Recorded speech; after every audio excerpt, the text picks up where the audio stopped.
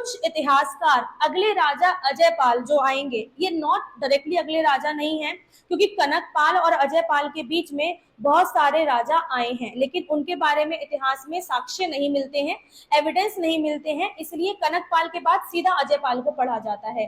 तो अजयपाल का कंट्रीब्यूशन बहुत ज्यादा है इतिहास में, इसलिए कुछ इतिहासकार बोलते हैं कि Ajaypal was the real founder of the Parmar dynasty.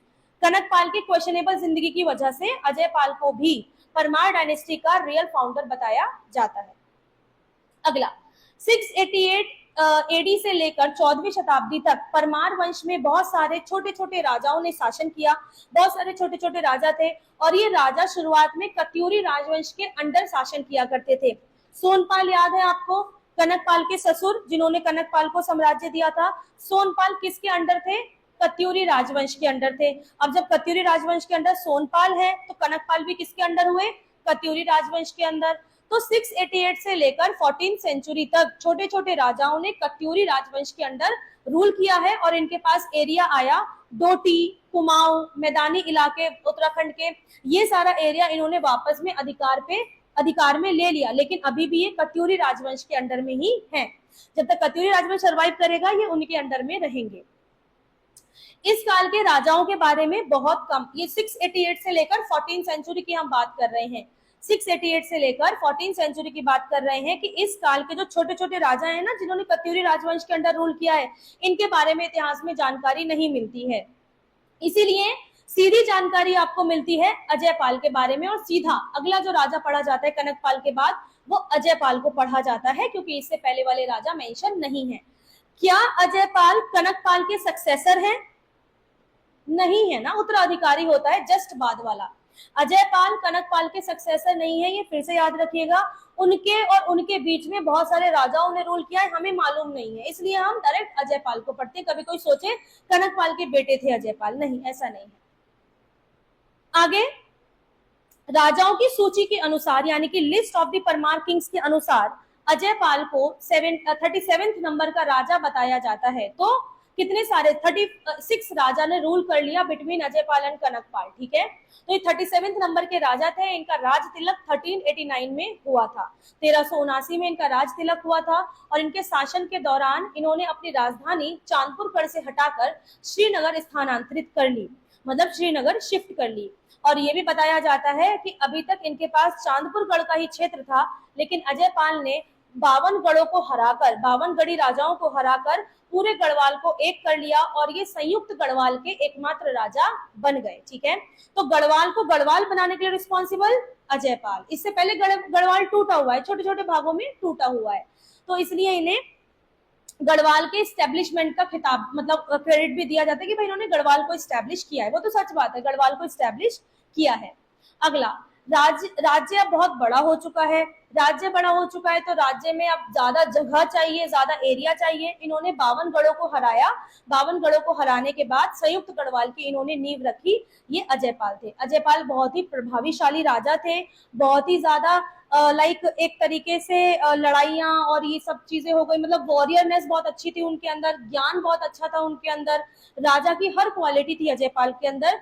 इसी वजह से एक इतिहासकार है, इतिहासकार का नाम राहुल संकृत्यान। राहुल संकृत्यान का कहना है कि Ajaypal was the real founder of the Garhwal dynasty. Garhwal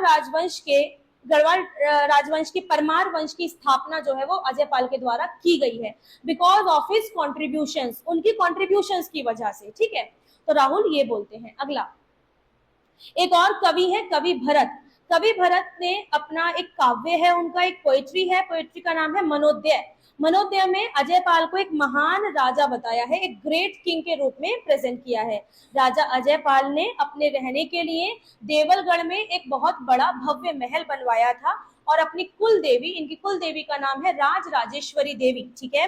और अपनी कुल देवी राज राजेश्वरी देवी का मंदिर भी देवलगढ़ में स्थापित किया था। तो अजयपाल कहाँ रह रहे हैं? देवलगढ़ में रह रहे हैं और वो पैलेस का कंस्ट्रक्शन वहां पर करवा रहे हैं और उनकी जो कुल देवी है वो देवी राज राजेश्वरी हैं।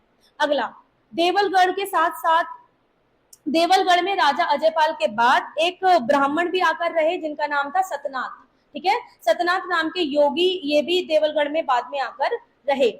अजयपाल राजा का सिर्फ और सिर्फ जो उनका एक्सप्लेनेशन है ना, वो राजा के नाम से तो है ही, लेकिन उनके ज्ञान की वजह से, उनके नॉलेज की वजह से उनका नाम धार्मिक ग्रंथों में भी मेंशन मिलता है, धार्मिक रिलीजियस बुक्स में भी आपको देखने के लिए मिल जाएगा। अजयपाल नाथ संप्रदाय में शामिल हो गए। नाथ सेक्ट एक सेक्ट हुआ जो कि हिंदुइज्म धर्म का ही एक सेक्ट है। नाथ संप्रदाय में शामिल हो गए और भ्रतहरि और गोपीचंद ये दोनों भी नाथ संप्रदाय के ही लोग थे, इनकी तरह प्रसिद्ध हो गए और 84 सिद्धों में अपना नाम बना लिया। यानी कि 84 सिद्ध माने 84 लोग जिन्हें नाथ संप्रदाय का नॉलेज है, जिन्हें नाथ संप्रदाय का ज्ञान है। तो राजा अजयपाल भी उसमें शामिल हो गए। तो इनका एक किंग की रिस्पॉन्सिबिलिटी, किंग को कंट्रीब्यूशन भी है और दूसरा इनका धार्मिक कंट्रीब्यूशन भी है, इनका रिलीजियस जो है इन्वॉल्वमेंट वो भी राज्य में बहुत ज्यादा अच्छा है।